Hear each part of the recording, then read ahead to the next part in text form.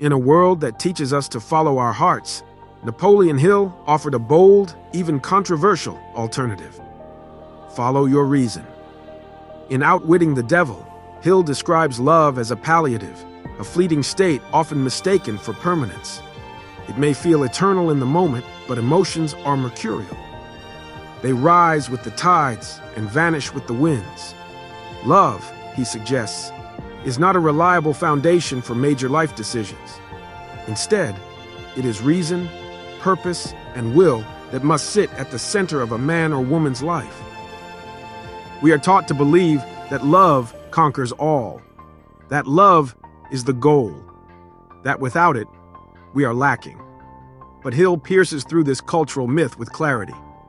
Love, he says, is not the enemy, but it is also not the compass. Purpose is the compass. Reason is the compass. Clarity is the compass. These are the forces that do not waver in the face of hardship. These are the forces that withstand time. A person driven by will and guided by reason will walk straighter, stand firmer, and recover faster. In contrast, a person driven by emotion may glow with passion for a moment, but will often stumble when faced with real resistance. This is the danger of building your life, or worse, a partnership or marriage, on emotion alone. When choosing relationships, Hill warns against the common habit of basing partnerships purely on attraction or shared interest. He writes that some minds naturally harmonize, while others naturally clash. The success of a relationship lies not in mutual passion or shared hobbies, but in mental alignment. That is, in the capacity of two minds to naturally harmonize around shared values, worldviews, and temperament. Many marriages fail not because love was missing, but because compatibility in thought and purpose was never established. Two people can love each other deeply and yet be mentally, emotionally, or philosophically misaligned. Over time, this disconnect grows wider. And when the emotional high fades, what remains is incompatibility and friction. It's not just about love. It's about resonance, harmony, shared rhythm. That's what builds sustainable union. The most successful partnerships are not built on intensity, but on alignment. Just as business leaders succeed by knowing how to pick the right team, individuals succeed in life by choosing the right minds to surround themselves with. People whose thoughts, values, and energy naturally resonate with their own. Hill takes it further. People who drift through life often do so because they follow emotion over structure, passion over purpose. Drifters are not just lazy or undisciplined. They are led astray by the illusion that feelings alone can lead to fulfillment. This is why definite purpose is critical. A person anchored in a clear, unwavering purpose becomes immune to the seductive pull of temporary feelings. They operate from principle. They know that inspiration is temporary, but systems are sustainable. That desire may fade, but discipline remains. Emotion is reactive, principle is proactive. Love, in its common form, is reactive. It is a response to external stimulation. It can cloud judgment, blur red flags, and blind reason. But when love is built on top of mutual purpose, aligned values, and complementary thought patterns, it becomes a force multiplier. It enhances what is already stable. Purpose-driven people use emotion, but do not live by it. They may enjoy passion, but they build by principle. In modern society, many are taught to chase what feels good, what sparks joy, what excites the senses. But the truly grounded, truly wise, understand that success in relationships, business, and self-mastery comes not from what excites you, but from what aligns with your truth. A relationship that lasts is one that is built like a structure, not with fireworks, but with bricks. And bricks are made of discipline, mutual respect, clear expectations, and complementary values. This is why Hill says, love is a palliative, because too many use it as a painkiller, a distraction from purpose, a sedative to escape the discomfort of solitude or self-work. But painkillers wear off, and when they do, those without structure crumble. Those with definite purpose don't fear solitude because they are too busy building. They don't chase validation because they know their worth. They don't mistake chemistry for compatibility because they understand the difference between a spark and a fire that sustains. Hill's message is a timeless warning and a powerful affirmation. Do not live by feeling alone. Let reason lead. Let purpose steer. Let discipline be the foundation. When love comes, let it be a companion to your journey, not the journey itself.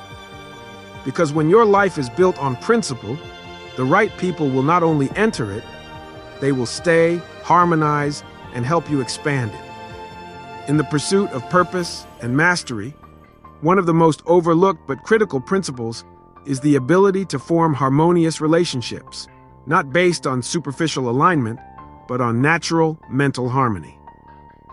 This concept, deeply explored in Napoleon Hill's Outwitting the Devil, is not just about social compatibility or common interests. It goes deeper. It speaks to a resonance of thought, a vibrational alignment of mindset, and a synergy in how people process life, make decisions, and perceive truth.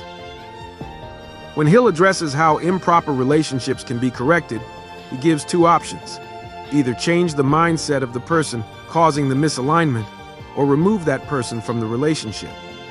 This is not cold or dismissive, it's rational.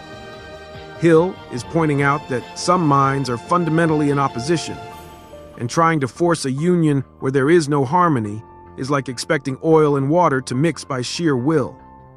You don't build a powerful enterprise, partnership, or even a life of peace by dragging dead weight.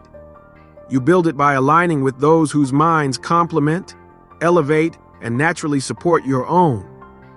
And this doesn't just apply to romantic partnerships. It's even more crucial in business, mentorships, friendships, and alliances. Consider this. A successful relationship is not formed because two people share the same hobbies or interests. Interests are external and temporary. Harmony is internal and foundational. When two people harmonize mentally, they think in rhythm. They can disagree, but they process that disagreement through logic, empathy, and mutual respect. They can grow individually and together without tearing each other down. Hill speaks of leaders who know how to pick men. But he refines the idea. They succeed not just because of discernment and character, but because they can recognize mental harmony. They choose those who complement their vision, not through flattery, but through shared vibrational energy. This is why clarity of mind is essential. If your thoughts are muddled by emotion, fear, or the need for validation, you won't be able to see clearly. You'll align with people who feel good in the moment, but who are out of sync with your deeper purpose. That's how many fall into relationships, personal or professional, that sabotage their growth. They confuse emotional excitement for long-term compatibility. There is a universal law at play here. Harmony attracts harmony, but the reverse is also true. Chaos attracts chaos.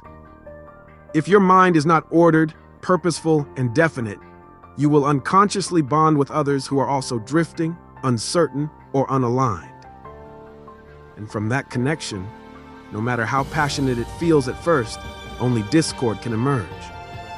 When you learn to recognize harmonious minds, you unlock one of the greatest secrets of power: the ability to build an environment that supports your growth effortlessly. You won't have to force communication. You won't have to explain your purpose over and over. Those around you will just get it. They will move in rhythm with you. And when conflicts arise, they won't turn into battles. They'll become opportunities for even deeper alignment. Imagine a business where the core team doesn't just work together, but flows together. Imagine a relationship where the silences are as powerful as the words. Imagine friendships where your growth doesn't intimidate or alienate, but inspires. That's the power of mental harmony. But how do you identify it? First, you must know yourself. A man who does not understand his own frequency cannot recognize it in others. You must be clear about your values, your thinking process, your emotional triggers, your purpose. Once you have that self-clarity, you become a tuning fork for harmony. When someone resonates with your internal structure, you'll feel it, not emotionally, but mentally. The conversations will flow, the decisions will align. The respect will be mutual and unspoken. Second, you must test minds, not just hearts. In every relationship, put aside the charm, the beauty, the background story. Ask, does this person's mind move like mine? Do they think in long-term outcomes or short-term pleasure? Do they respect logic or follow impulse? Are they swayed by opinion or anchored in truth? This process of discernment is not judgment, it is strategy. It is how you build a tribe, a team, a legacy. Too many people form partnerships from a place of desperation, loneliness, or pressure. They don't take the time to assess harmony. And so they find themselves constantly explaining, constantly negotiating, constantly drained. They spend their energy trying to maintain a connection that was never rooted in mental alignment to begin with. But once you start honoring the law of harmonious minds, your life changes. Your relationships become smoother. Your business partnerships become more productive. Your social circle becomes sharper.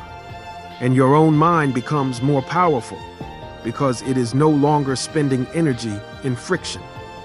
The beauty of this principle is that it doesn't require perfection. It just requires resonance.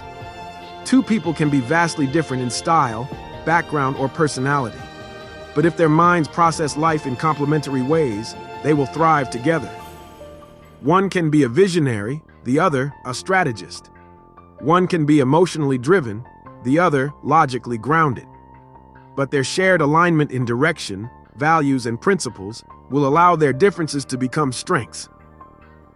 The final truth is this: in a world full of noise, confusion, and emotional manipulation, your clarity of mind is your greatest asset. It is your filter. It is your compass. And it is the only thing that will allow you to recognize others who are truly meant to walk with you. You don't need a large circle. You just need the right frequencies. You don't need agreement on everything. You just need alignment on purpose. And you don't need love alone. You need harmony. Mental, spiritual, and energetic harmony. Because at the end of the day, those who build lasting legacies are not the ones who were the most liked, but the ones who surrounded themselves with minds that moved in sync toward the same definite end.